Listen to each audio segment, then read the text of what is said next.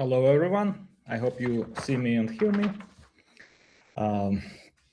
Good Friday today, and today we have webinar with our expert Omar Haki, and we will talk about some mistakes in composting. Before we start, I want to say thank you to our partners, companies who support our activities. These are Christian's Group, Mashcomp, Agro Projects, Grow Time Engineering, Ripstyle, Shamfood, Amicel, and McDon Substrates. Because of the help of those companies, we are able to conduct such an events, and hope it will be useful for you. Omar joined our team not so long ago, but it's already second webinar with him, and he already accomplished a few projects in our company connected with growing and composting, and you always can ask for his personal assistance for personal consultation. And also Omar is preparing updated composting course that will be available, I hope, in a few months. Omar, can you switch on your camera and microphone, please?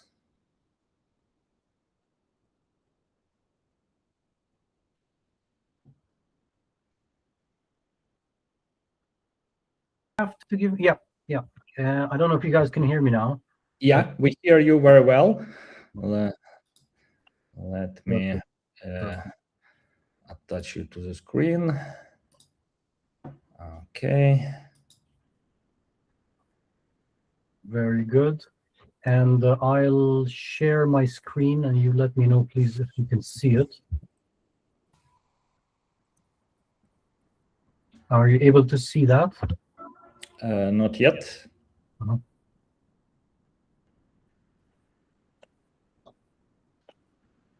Bear with me. So I'll, yep. Is that visible to you? One moment. Yeah, now it's appeared, but from second or third, some, not first slide. Let me. Oh yeah, that's fine. That's not a problem. I'll just.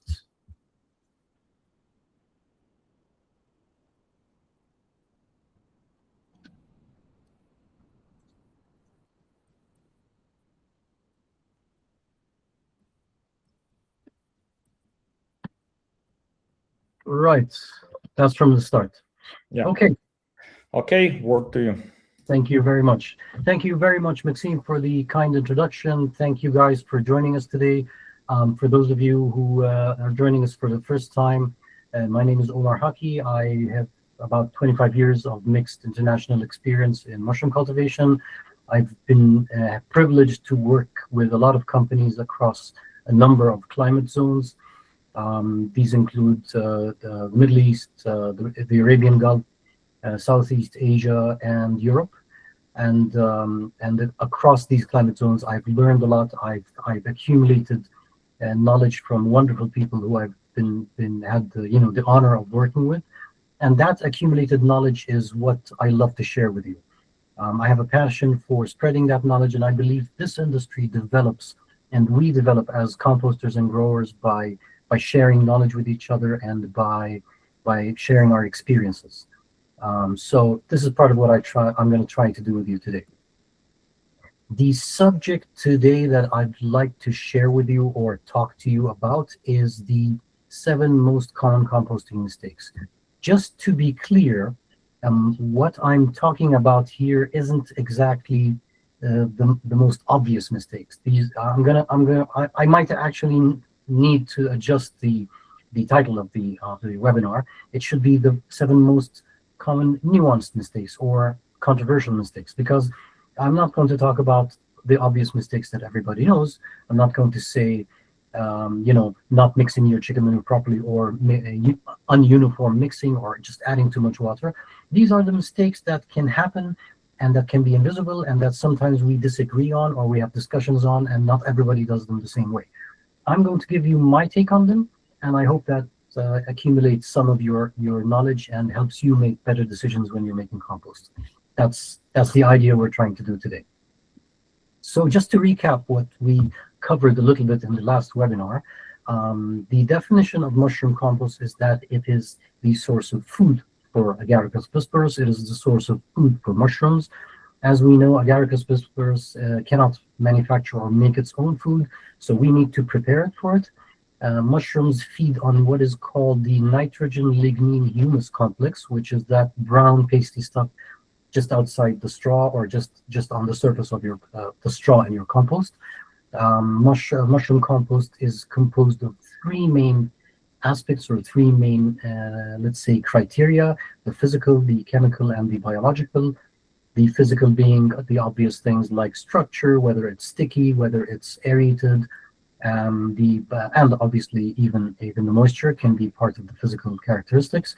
Chemical characteristics such as the pH, the nitrogen, the CN ratio, the liquid nitrogen, the NH4+, those kind of aspects. And finally, but not least, is the biological, and we spoke about that at length in our last webinar. The biological side is life, and life needs to be present in your compost. So those are the three sides. Mistake number one, I'm going to take you through them. There are 7 of them, and I'm going to just highlight each one of them as I see, and I give you my take on it and my opinion on it, and then we can obviously discuss them towards the end. Mistake number one is not preparing or opening up the straw, and it is misunderstanding the role of dewaxing straw. What I mean by that, we all start making compost. The first step we do is we wet the straw, because compost is 70% or plus moisture. That means each ton of straw needs to take about 3 times its weight in water. So I'm dipping the straw. I can dip the straw, as bales, or I can dip the straw in a pit with a front-end loader, or just as loose straw. Whichever way you choose to dip your straw or wet your straw, there are multiple ways to do it. The step that we sometimes miss, or some composters miss, not all, is allowing the straw to heat up by itself. That self-heat up in the stack of straw, let's say between 3 and 5 days before you add your chicken manure, that's dewaxing. That's opening up of the straw. That little bit of heat up removes that stubborn waxy layer that's on the surface of straw. Straw has that, we all know it. We look at the straw under light, we see that shiny waxy layer. That's quite stubborn. And if you don't get rid of that that waxy layer at the beginning of composting, it can stay and it can cause problems later. It can give you green compost, under composting. It can cause competitor molds, and it can also be a source of flies, because flies like green compost. What happens in some cases that people making compost, they'll wet the straw, they'll get the moisture in the straw, and then straight away they'll start adding the chicken manure and the gypsum, and the composting proceeds. Now, it can be misleading, because you're making the compost and you're getting those temperatures, and the compost, after 12 days looks black, and you fill it in the phase 2, and you have a relatively good phase 2. But it's not fully open. The wax layer has not gone. And that's why some people say, oh, you know what, I did it this way, but I'm getting black compost, my chemical readings are good, but that wax layer has not disappeared. And this is where some people miss that step, and I wanted to highlight that to you. Number 2, the misuse of mushroom goody water. Goody water is a tricky thing. Look at this photo. You'll notice that this farm in particular has underwater aerators, and they're aerating that goody water very heavily. They're trying to get as many bubbles in there, and they're trying to get rid of that bad anaerobic smell. Goody water is fantastic. It's like a double-edged sword. It's very useful. It's excellent, but it can also be damaging if you use it the wrong way. So there are 2 sides of goody water. I'll explain. The first side is that goody water is very highly prone to becoming anaerobic, and it's tricky. You could be recycling it, you could be pumping it in and out of the tank, and it's not enough. You could be pumping air into it, it might or might not be enough. There's not a lot of literature and data on, mushroom compost yard goody water. Also, goody water is kind of like liquid manure, because some people use it as liquid manure when they dissolve or they mix their chicken manure in it and then intentionally use that to add to their straw. But even if you don't do that and it's just runoff water off your compost yard, it is essentially liquid manure. So why is goody water a problem, or how can goody water become a problem? Point number one, if you're adding goody water throughout the composting process, let's say at every turning or every movement in the bunkers, what you are doing is you're adding anaerobic microflora continuously into the goody water. So that's the main problem, and that can be very damaging, and I have seen that many, many times before. Let's say you have an excellent goody water that's well aerated. The anaerobic count is very low in it, so you're adding it throughout the composting process. But there's another problem. Goody, as we mentioned in point number 2, goody water is kind of like liquid manure. You're not going to add chicken manure before tunnel filling. You're not going to add chicken manure at the end of your composting process. So when you're adding goody water, as good as it might be, at the end of your composting process, it's like you're adding fresh manure into your compost. So that's a problem. What do I suggest, or what is my recommendation, or what is my take on it?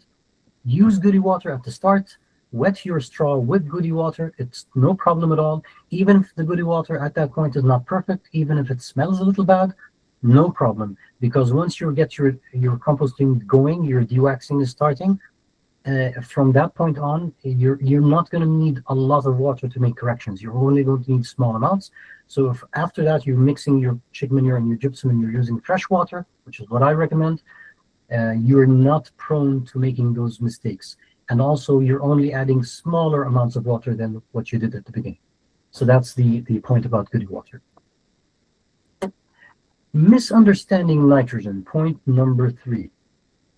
This is one of the big ones. You know, I've always faced this whenever I go. I see a lot of people completely convinced that nitrogen equals yield. But nitrogen isn't, we're talking about elemental nitrogen. Elemental nitrogen, or the amount of elemental nitrogen that a mushroom crop takes out of the compost, is not very big at all. It's a few kilograms. So if you put a lot of nitrogen, or if you use a high amount of nitrogen or a high amount of chicken manure in your compost, what you might get is a heavy and sticky compost. And a heavy and sticky compost is a problem in clearing ammonia. Excuse me. It's also a problem in it might cause anaerobic conditions. And if you're targeting a specific CN ratio towards the end of composting, let's say towards the end of phase 2, you want a CN ratio of 14:16, and you're convinced that the only way to do it is adding extra nitrogen at the beginning, that's where mistakes can happen. Because you can get your CN ratio by carrying out a very good composting process where you burn a lot of the carbon, but you start with a low range of nitrogen.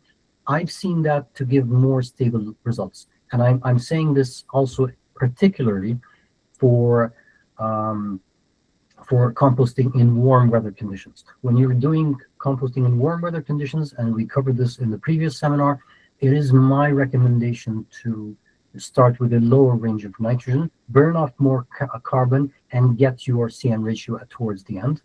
That way you clear ammonia better, you don't have a sticky compost, and you don't risk anaerobic conditions. Too much ammonia, bad delta T are some of the aspects that come with heavy nitrogen, because if you're adding a lot of chicken manure, your compost becomes heavy, you might not clear your ammonia, and the delta T, the difference between the ambient and the inside of the stack, may not be very big, and therefore you don't get good aerobic conditions in your compost. As I just mentioned, CN ratio of 14:16 can be possible if you do a good, efficient composting. That is, if you do a good, efficient aerobic compost process in your bunkers or on your outside platform, etc. Just make sure that it's aerobic enough, and you will burn enough carbon. The next point is about too much water at the wrong time. Like we said, you need to add water heavy at the beginning, and then you have to take it easy, particularly if you're working in bunkers. Now, if you're working on a platform, if you're working on phase 1 tunnels, it's a little more forgiving, and you don't make a lot of corrections in your phase 1 tunnels. You do make corrections on your platform, but if you overwater on your platform, it's more forgiving because all of that water is going to seep out and your temperatures will eventually build up. If you're working with bunkers, it may not be as forgiving, and bunkers can quickly become anaerobic and they don't release all of that water properly. So overshooting water at the wrong time is a problem. It can decrease your chimney effect and it can cause anaerobic conditions. That's the point I want to make. The next one is fighting temperatures in the bunkers. To be clear, bunkers are designed to give you high temperatures. Bunkers are made for those 80 degrees plus. You want those 80 degrees temperatures in the bunkers because those high temperatures ensure that you're doing a chemical burn in your compost. They ensure that you're doing a Maillard reaction, and it ensures that your compost is highly aerobic. Why are 80 degrees plus temperatures in bunkers good? Because the demand of oxygen in your compost at 80 degrees is very low. So once you hit those 80s, you're actually avoiding anaerobic conditions. It's very good for you. You're minimizing the risk of anaerobic conditions, and that's what we always want to see.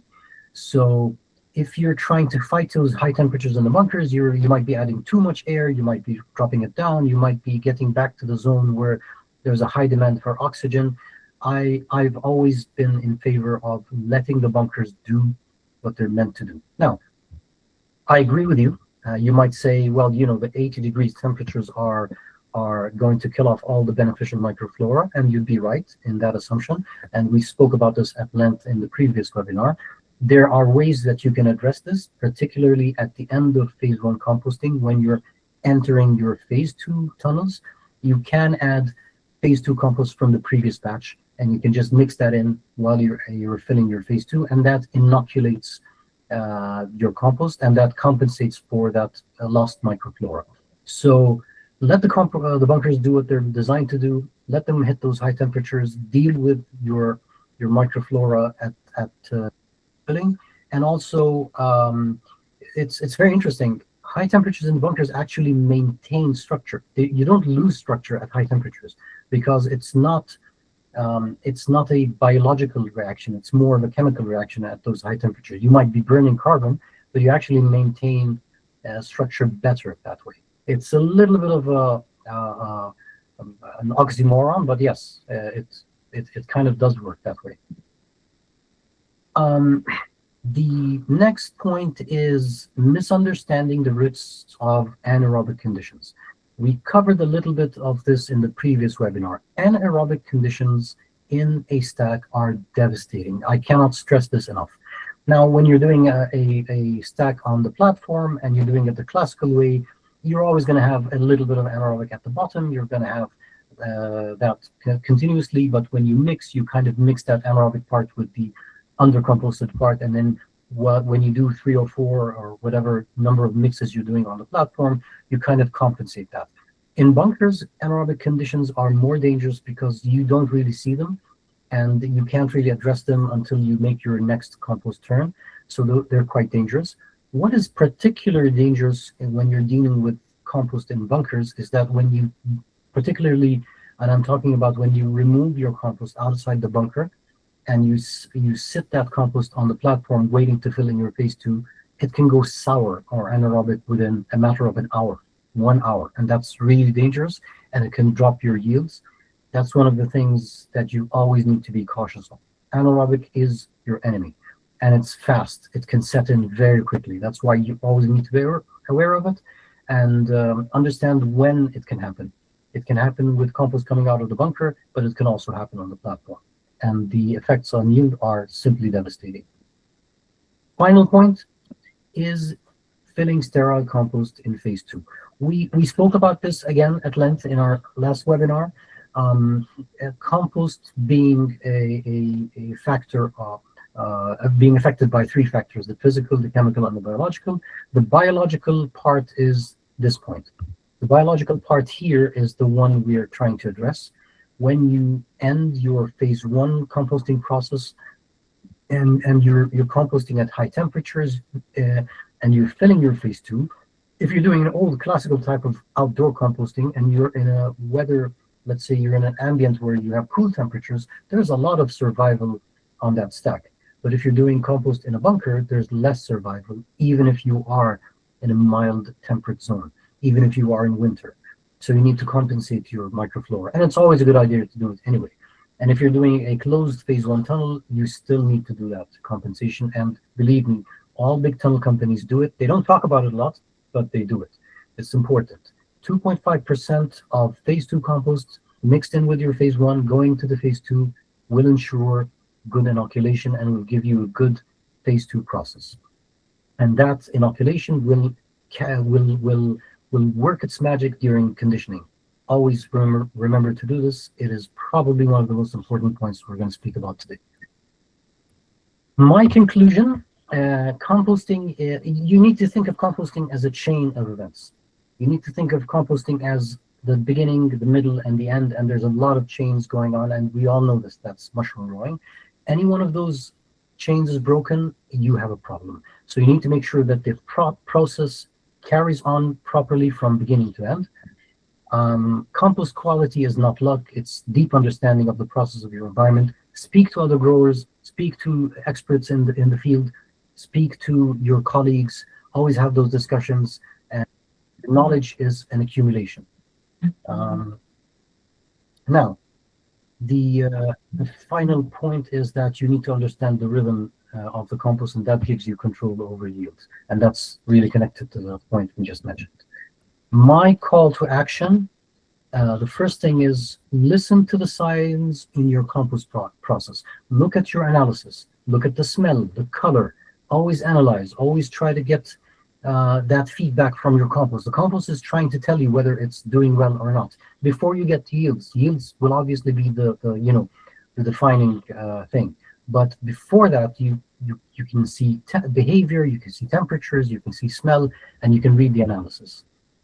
Be aware of the three criteria. They're all important. You can't have two and neglect the third. All three have to work perfectly: the physical, the chemical, and the biological. One of them is missing. It just doesn't work. The third point, and the one I hate the most, but it's important: keep records. Record keeping is the best way to learn and to trace and to understand past mistakes. I'm not a fan of it, but I know how valuable it is. I know how important it is, and I hope that that this will also help you look at your history in your farm and understand what went wrong and what you can improve on. My final thing is that I'd like to mention again what Maxime was talking about, is that we are now preparing an online composting course. We're updating the existing one, and we're going to include a lot of these nuggets, a lot of these tips, a lot of these industry, gray areas. We're going to talk about them at length in the course, and I hope that you'll be able to benefit from them and take that knowledge and make the best compost out there. Thank you very, very much for listening, and thank you, Maxime. I will hand it back to you now. Thank you very much, Omar, for such a precise, short and specific presentation. I think it was interesting for participants. Now I will switch on possibility to turn on microphone and videos for participants, and you can ask questions. Please switch on your microphones and video if you want, and you can ask Omar about composting mistakes that you do.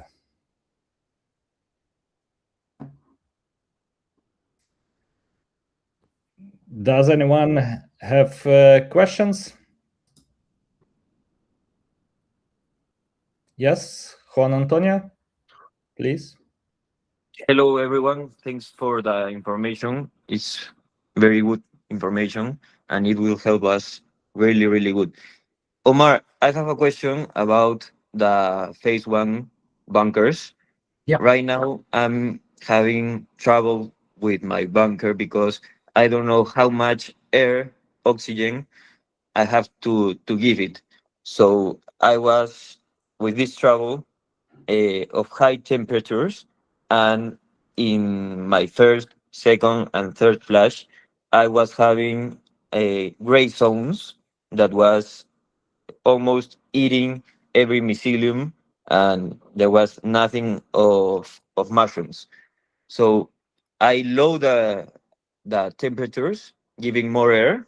Right now I'm having almost 78 to 80 degrees. That I think it's good. I don't know, but I think it's good. But to achieve these temperatures, I'm giving almost 18 hours a day of oxygen, and I think I'm burning too much carbon right there. So right now my flashes are low. I don't have anymore the gray zones, but my first flash is almost the 50% what I have before. In my second flash, I have 30%, and my third flash is almost dead. I have, I don't know, maybe 30 kilograms for 200 meters square. Okay, Juan, if I might ask you, you're saying that when you made those adjustments, when you added more air to your compost, your yields improved or they reduced? They reduce, but they do not have the gray zones anymore. So I solved one problem, but I entered to another one. Right. Well, I mean, at the end of the day, you're looking for yield, so you need those high yields. It doesn't matter whether you have some gray zones or not. You're looking for yields.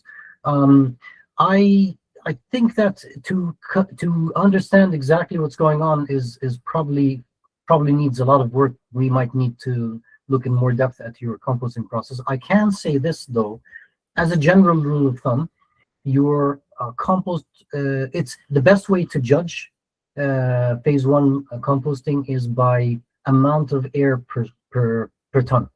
Amount of air, yes, per metric ton of compost per hour.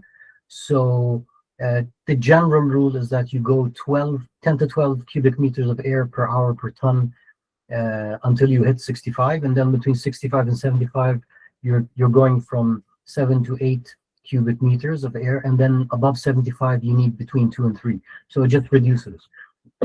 It's easier than measuring oxygen because measuring oxygen in a bunker is very tricky. You don't know whether you're going to measure at the top or in the center, and oxygen kind of works against itself. It's when you blow air, you suddenly get less oxygen because your compost consumes all of it. So amount of cubic meters of air is easier. Remember the rule: 10 to 12, 7 to 8, and then 3 to 4 or 2 to 3. From start to 65, from 65 to 75, and then above 75. I would go back to your old routine if that gives you better yields. Don't go blowing too much air into your bunker. And I would inoculate your compost, definitely. So if you're getting high temperatures and you have better yields, try inoculating some phase two into your bunker, into your compost as it goes into the phase two tunnel. Thank you very much. Absolutely, absolutely.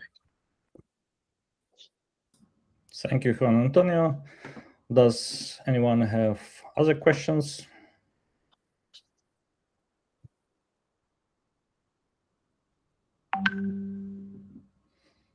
Super. Okay, no questions. Everything clear. Thank you very much, Omar. I hope I'm looking forward for next webinar with you. And thank you for participants and for our partners. See you soon on next webinar.